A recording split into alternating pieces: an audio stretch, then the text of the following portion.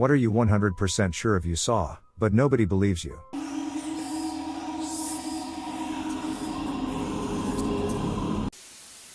When I was a kid, I had this really creepy clown that sat on a little wooden swing that hung from my fireplace in my bedroom. Now I'm not afraid of clowns, but that thing made me feel like I was being watched, but my parents wouldn't let me get rid of it because my grandmother gave it to me. One day I had had enough of the damn thing. I was probably about 10 because it wasn't long before we moved out of that house. I decided that I didn't want it watching me playing, so I turned it round to face the wall. It was hanging close enough to the wall that it wouldn't just spin back round. I sat back down to continue playing with my brats, and after a few minutes, I got that prickly feeling like I was being watched again. I looked over my shoulder, and that fucking clown's head was on backwards. I noped the fuck out and ran downstairs screaming and crying and begged my mother to come up and look. She did, but when we got to my room, the whole fucking clown was facing forwards again.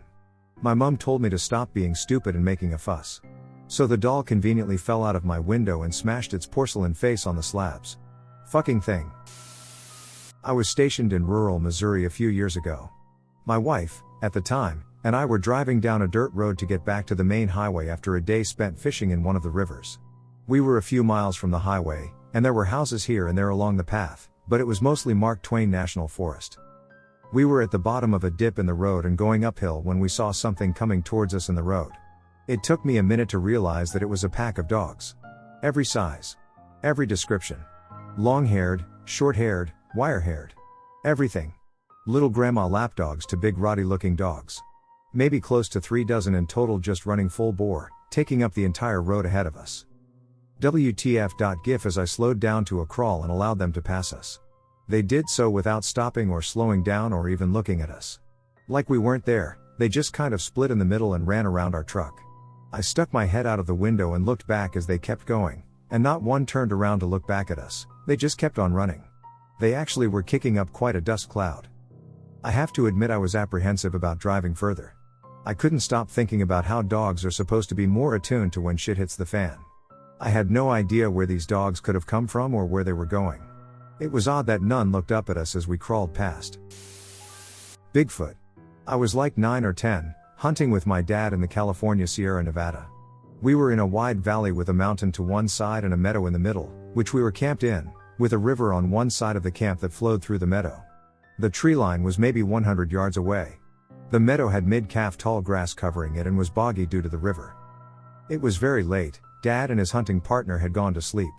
Full moon, could see all the way across the meadow in all directions. It was really amazing, and I can still see it now 30 plus years later. I was a kid and couldn't sleep very easily while outdoors in the woods, so I was still awake trying to go to sleep. No tents or anything, just a sleeping bag next to a burnt out fire under the stars. It must have been between 11 p.m. and 12 a.m. We had a beagle with us, Casey, our farm dog.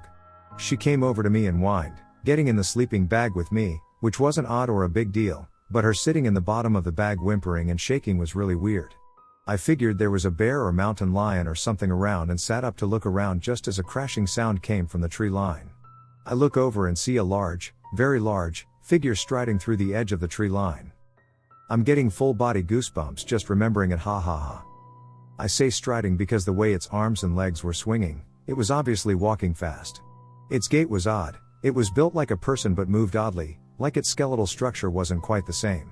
I was a farm kid who grew up with cattle, I knew what conformation and gait meant. It was odd. It was tall, very tall.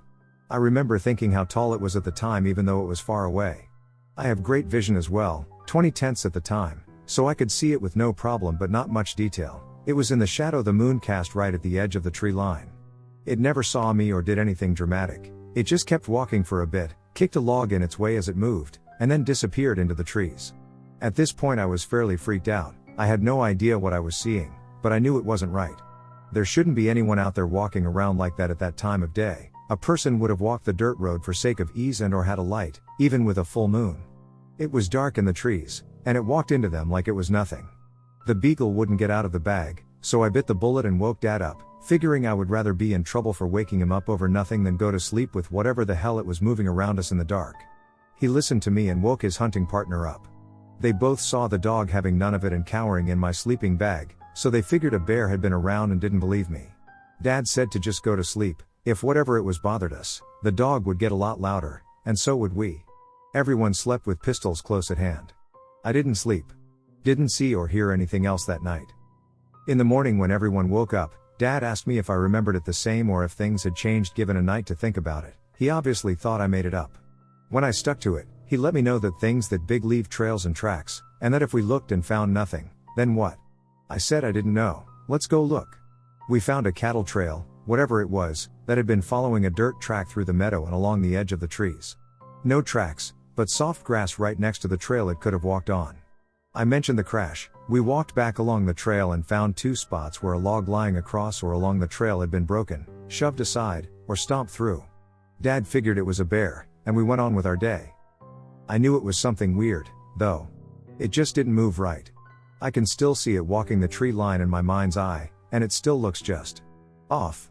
I grew up around big dudes, some of them were straight giants. It didn't match how they moved. Here's the kicker. I had no idea what Bigfoot or Sasquatch was at that time. My parents were super Christian and never let me read or watch anything about it. Growing up on a little farm in a small California town made it easy to not be exposed to that stuff at a young age. It wasn't until I got back and started trying to figure out what I saw that I read about Bigfoot and Sasquatches in the library and realized what I thought I had seen fit that more than anything else. Still creeps me out. I'll always wonder. I'm going to sound crazy, but I swear I saw an alien watching me and my family talking on my uncle's porch. My uncle lives in a rural area, and there were about 8 of us sitting on the porch at night. Everyone was sitting on a bench facing away from the house, while my wife and I were on a bench to the side, so like a 90-degree angle compared to my cousins. Anyways, at some point I see some white, kind of pale blue, hands creep out from the edge of the roof, and then a head slowly peek out as well. The head was bulbous and super round with dark black eyes. It looked directly down at my cousins sitting on the bench against the house and then towards my wife and me before slowly slipping back behind the roof. I was terrified for the next 10 minutes before finally getting up and heading to bed. This is the part that may discredit what I witnessed, but I noticed this all without looking directly at it because I was so scared.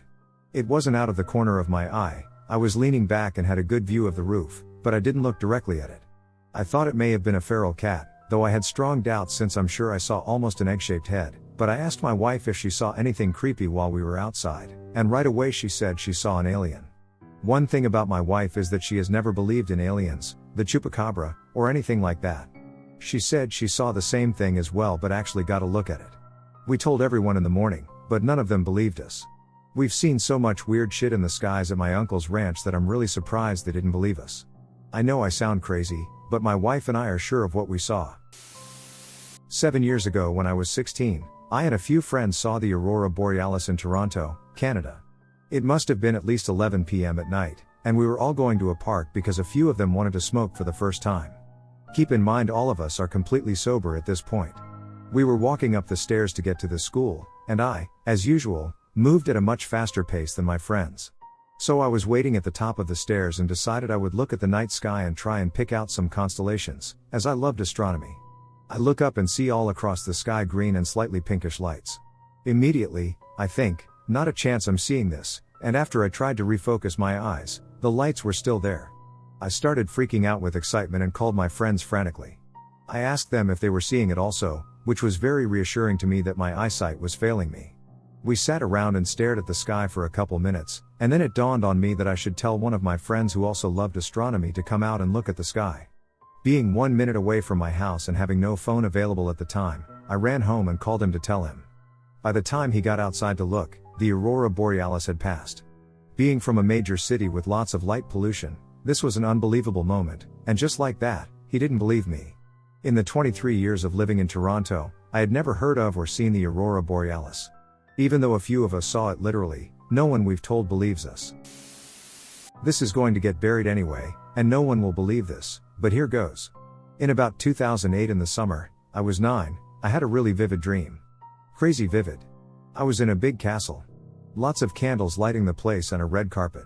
There were a bunch of people there, all different races, genders, ages, and nationalities. So many languages being spoken. We were all so confused as to why we were there. I think they were dreaming too. Suddenly there was screaming and blood and panic.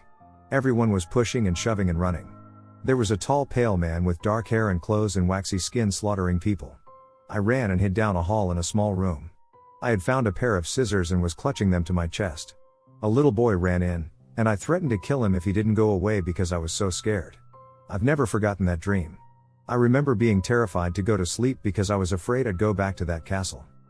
4 years and a move to the other side of the country later, I was talking to a new friend about weird dreams. He went first and told me about a weird dream he'd had the summer of 2008. There was a castle with candles and a red carpet. A lot of people speaking a lot of languages. Screaming. Blood. A tall, pale man. He started running to get away when he came across a little dark room. He went inside, and in the corner was a little girl huddling and clutching a pair of scissors. When he went to help her, she threatened to kill him, so he ran off again. I grew up on an Air Force base in GA. My father was security forces, and we lived on the enlisted side of the base. Across the street from our duplex was solid woods with a steep drop-off. I would spend all of the time I could outside riding my bike, playing with friends, etc. One afternoon, when I was perhaps 10 or 11, my dad came home from his 12-hour swing. He was curiously silent, and he took a shower and went to sleep. It was pretty odd. Normally my dad would stop and play with me or talk to my sister and me. I figured he was tired and went back outside. A few hours later, I went over to my friend Jesse's house to play Mario Kart on SNES, spend the night, and generally goof around. His dad was a systems tech for the radar and such on the base. While we were sitting in the room playing SNES, my friend's dad had to leave quickly. He just went outside, got in his truck, and left.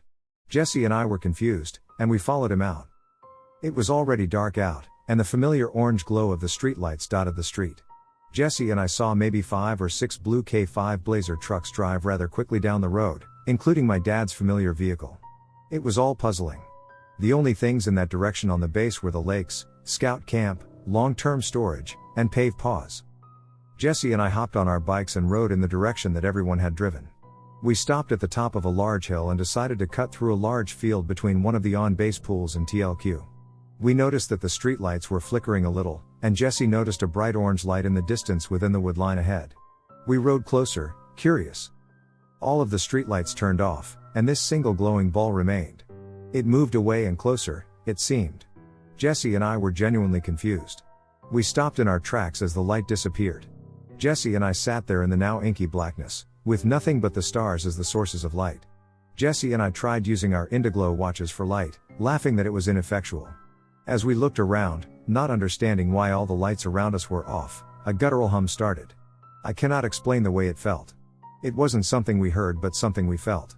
It was truly unsettling, and Jesse and I looked at each other with the same grimace on our faces. This sound made me feel nauseous. It sent shivers up my spine. As I tried to make sense of all of this, Jesse's eyes were locked on the sky, mouth agape. I look up. What I see confuses and terrifies me, but I cannot move. A very large triangular object silently drifts overhead. It is what is emitting that horrible hum. As it moves, the hum almost becomes a pulse. Jesse throws up. I want to scream, but I can't. I cannot stop looking at this object. It starts moving back towards the wood line. As it gets closer, the orange object lights back up, but this time much more dimly, and then goes out.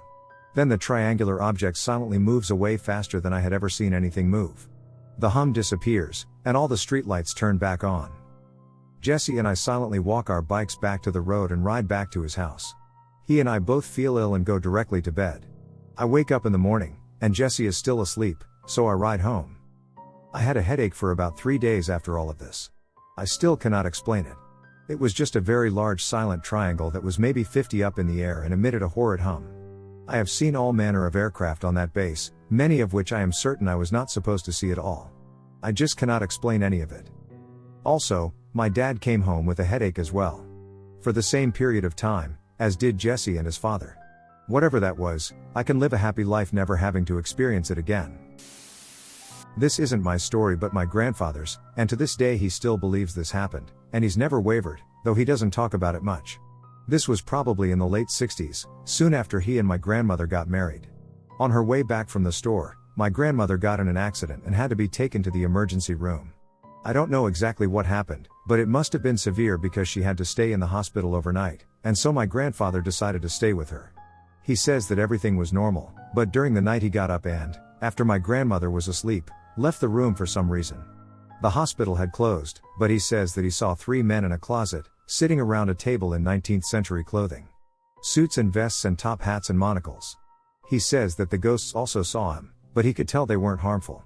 Whenever our family talks about ghosts, my grandmother always tells this story. I don't know if he just doesn't really feel the need anymore, or maybe it actually affected him, but he doesn't talk about it much. It's weird because generally they're pretty skeptical when it comes to the supernatural and conspiracy theories, but this is one they believe now.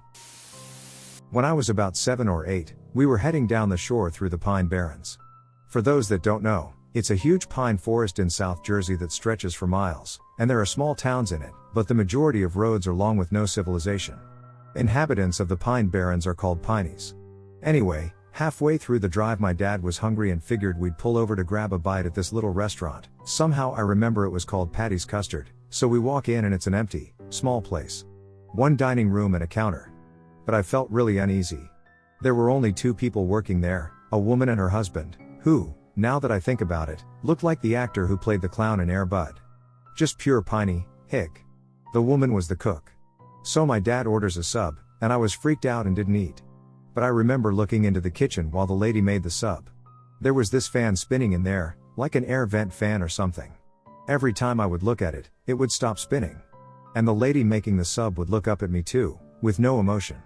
I remember thinking it was just my mind playing tricks on me. So I would count to different numbers and look again, and boom, every time, the fan would stop spinning when I looked at it, and right behind it, the woman would then look up and make eye contact with me. I begged my dad to eat on the drive, and he did. He didn't believe me. I never told anyone else. The thing is, I now live at the shore and have to drive through the pines a decent amount and have numerous times since then. Never saw that restaurant again. I had another post in this thread but remember another strange thing that happened to my friend and me when we were kids. We were in about 6th or 7th grade and wanted to go camping, but neither of our parents wanted to take us, so we decided to set up a tent in my backyard and camp out. For some reason we both wake up around 4 or 5 in the morning. And at first neither of us knew why. Then I got goosebumps and felt like someone was watching us. I looked over to my friend, who seemed to be just as equally freaked out when he mentioned he's got goosebumps and asked if it feels like someone is watching us. I nod my head and go to unzip the tent to try and look out to see if I can see anything when we both hear a snarl, not like a dog snarl, but like a huge wolf snarl. I jumped away from the opening of the tent and sat there with my friend as we listened to this thing go around the tent sniffing and making weird noises. At this point we haven't said anything, we're just sitting there terrified and absolutely quiet. Out of nowhere everything goes silent. This is the quietest moment I've ever experienced. There was absolutely no sound, it was so quiet I could almost swear I could hear my friend's heart beating because of how terrified we were. After a few seconds whatever's outside starts talking, but not talking like a human, it's talking like a dog or some shit. I don't even know how to explain it other than a series of very fluctuated woos, and for some reason we knew it was speaking to us, and it was basically saying, "I know you're in there," even though the noises it was making were nothing close to actual words at all. It kept saying things and asking stuff, but we didn't move a muscle or make a sound. It finally let out some woo. That sounded like hello? We still didn't say anything, and it finally left. We laughed about it later when we got older, but it still freaks me the fuck out. We just call it the Wolfman. This happened in a suburban area in a backyard with 7-foot fences. I checked the entire perimeter the next day, and there were no holes under the fence for a stray dog to have gotten under and no boards were loose. It also made no noise when it left, meaning it had to have bound over the fence entirely to get out of the backyard. I work at a bar, and I and 2 other guys were closing down on Halloween night a couple years ago. We were out back breaking down a portable bar to put in the shed. Now, this area that we were in has the shed, and it's in a parking lot out back of the building. There's a road coming down our left side, and across from us is a large generator about 3 feet wide and about 6 or 7 feet tall. Next to that is a tree, and behind that is a handrail. Behind the handrail, there is another street that is about a 2-foot drop down from the parking lot, and behind that is a large apartment building. Basically you can see everything to the left and to the right of the big generator. So, we're breaking down and laughing about something when we see what we assume is a homeless lady. We don't see her face because she is holding up a big comforter sheet around the back and sides of her head. She was wearing dirty pink Ugg boots and a dirty knee-high skirt. From the way her hands and legs looked, she looked older, like maybe in her 50s or 60s, but again we didn't see her face at all. So we're laughing about something, and we see this old lady slowly shuffling down the street in front of us, and we all stop talking to look at her. She doesn't look at us, and no one says a word to her. She's coming from the front of the building, and she turns and goes behind the generator. Again, she's moving very slowly. Still no one says a word. A security guard comes walking briskly with his flashlight about 10 seconds later because he saw her coming towards the back and figured she was going to camp out or something in the parking lot. He looks at us, and we still don't say anything and just point to the generator. He goes behind the generator. And there's nothing there. He looks up the tree, he looks side to side down the street, and there's nothing. We were shocked. I wouldn't go behind the generator because I was terrified. We hadn't taken our eyes off the generator, and there was no way she could have run that fast because where she had gone was an alleyway, and the security guard came up on her too fast. One of the guys I was with went behind the generator to look for her too and looked up and down the alleyway, and she was gone. To this day no one believes us or understands how crazy it is that this lady literally disappeared. She was shuffling like she could not walk well, so I can't imagine her sprinting down an alleyway or up a tree. I was in my early 20s, and I definitely couldn't have sprinted down that alleyway as fast as I would have needed to in order to not be seen by that security guard. But also, we were all looking at the generator, and we didn't see her walk either way out from it. For a while I would look out for a homeless lady around the area wearing pink Ugg boots, just so that night makes sense in my head, but I've never seen anyone like that in the area again. This story isn't exactly what the post is asking, as I'm not 100% sure of what I saw, and there is one person who believes me, but I've been wanting to share this. When I was around 10 years old, I was at a friend's cabin in the deep northern woods of Canada. We had gone up for a weekend in the middle of winter to play pond hockey on the lake his cabin was on. Behind his cabin there was a mini cabin, which most people will know as a bunkie. It was just a single room with 2 single beds and a table. It was approaching dinner time, and my friend and I were playing a board game in the bunkie when we heard his mom yell that dinner was ready. My friend got up and left to walk down to the cabin, and I stayed back for a second to clean up the board. After I was finished, I walked out of the bunkie to see my friend standing beside it staring into the bush. I walked up beside him, and he asked me if I could see the thing standing up by the tree. It was the dead of winter, so the forest was bare, and I instantly saw what I can only really describe as a large hairy thing standing on 2 legs next to a trunk of a tree looking down towards the cabin. For some reason neither of us was terrified. We both thought it was a black bear out of hibernation early or something like that. I yelled at it to get out of here, as we did whenever we ran into bears, as we did see them often up in that remote area of the wilderness. After I yelled, it didn't drop back down onto 4 legs and run like a bear, it turned and ran on 2 legs like a man. At this point we both knew that we couldn't be looking at some bear. I ran straight down to the main cabin with my friend right behind me, where we frantically explained what had just happened to his parents. Obviously neither believed us, nor did anyone we told after. Skip forward 20 some odd years, and my friend and I are still very close and both still remember that day very clearly and both agree it was no bear in the woods that day. When I was 13 years ago, during summer, I did the Outward Bound program in Oregon. This was typically a program for juvenile delinquents, but I wanted a challenge because I had plans to join the Marine Corps. The first week was whitewater rafting down 80 miles of the Deschutes River in Bend, Oregon. The second week was ascending to the top of the Middle Sister Mountain. On the way back down there was a terrible lightning storm, and all of a sudden our ice picks started ringing like crazy, so our guide yelled at us to throw anything metal off our bodies. We do. About 15s later a huge lightning bolt hit the pile of picks, canteens, etc. The whole lot melted instantly. But that's still not what I'm here to talk about. The last night before we got shipped back to Portland, we were 5 miles from any road in the middle of the woods. Huddled around a campfire with 2 guides, we are all telling ghost stories. After a few hours we headed off to bed when we heard this loud, very loud, smacking noise coming from a tree about 100 feet away. Initially we thought it was one of our guides fucking with us. So we start laughing. It laughs back, and you could tell it didn't sound human. Scared and afraid, we go to our guide's tent, and surprisingly to us, both of them were in there. We asked them if they heard the noise, and they said yeah, but they thought it was us. So one guide grabs his spotlight and shines it in the general direction of where the noise was coming from. At first we didn't see anything, until someone pointed out 2 red beady eyes peering behind a tree.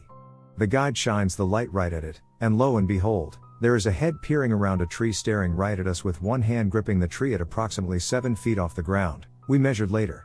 As we're all struck in awe about what we're looking at, it gracefully disappears in the opposite direction, and not a single noise is made.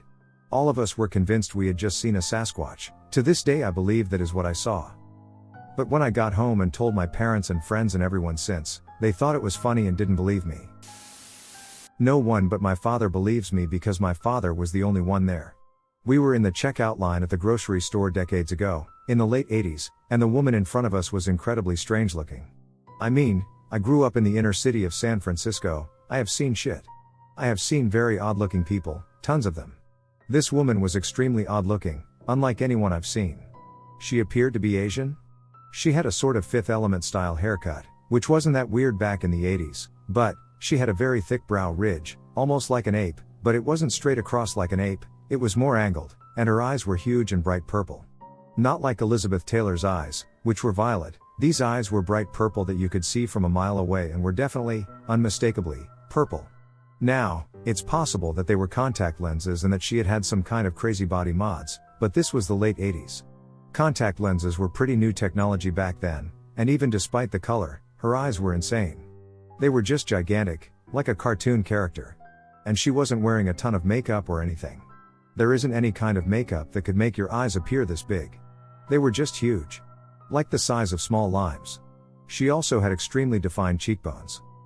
To this day my mother says that we are making that up and that my father has just convinced me that it happened, but it didn't really happen, or that she was just an odd-looking woman wearing contact lenses and my father has convinced me it was more than that, but I swear to fucking hell that woman was not just an odd-looking woman. There was something else going on there, and my father was not making it up, he did not plant that memory in my head. I was young, but I was old enough to be able to tell the difference between makeup and reality. She either had some kind of bizarre deformity that I have never seen or heard of since then, or she was not 100% human. Not really sure what I saw since I don't believe in Bigfoot, but it's the only thing I could think of that seemed plausible. All I know for certain is that whatever I saw wasn't just some random big dude out for a late night nature walk. I suppose maybe, it could have been a bear, but I'm not sure a bear would walk out of trees on two legs. I'll let the bear experts answer that. Years ago I was walking home from a friend's house one night, probably at least around midnight, on an old dirt road that his family randomly decided to build their house on. There were a few houses along it, but, for the most part, it was empty and isolated with woods on both sides. Anyway, I was probably towards the end of the dirt road and about to get back onto pavement when I had that sort of weird feeling you get when you feel like someone's nearby, like the hairs on the back of your neck stand on end. So, I stopped and looked back. Way back, probably at least 100 feet, I saw a figure walk, or lumber, out of the brush. The woods came right up to the side of the road. It paused in the middle, I think looking towards me, which is when I turned and booked it home. Whatever I saw looked huge, 7 feet tall, I guessed, and appeared to be super bulky and built like a tank. Not fat, but just thick and solid looking. Since it was so dark, all I could really make out was the massive silhouette. I gathered it was maybe 7 feet tall because I was very familiar with the road and walked it a lot as a kid, so I knew roughly how high up it was standing beside the trees and such, but it was rather far away, so my young mind could have added as much as a foot. Since it was so dark and so long ago, I can't really remember if it had human-like posture. All I can recall is that the way it looked to be standing seemed kind of off to me at the time. Always felt nervous walking that road after that and never walked it at night ever again, at least not by myself. I've mentioned the story a few times online before, but nobody's ever commented on it. I've told, I think, 2 people in real life, and neither of them believed me, one being my friend who lived on the road. I'm never going to tell anyone else in person because the reactions I've gotten were pretty much just, "Oh, you're just making that up." Oh well, it happened nearly 20 years ago, and I live in the city now, so it's ancient history. I still think about it at times, though.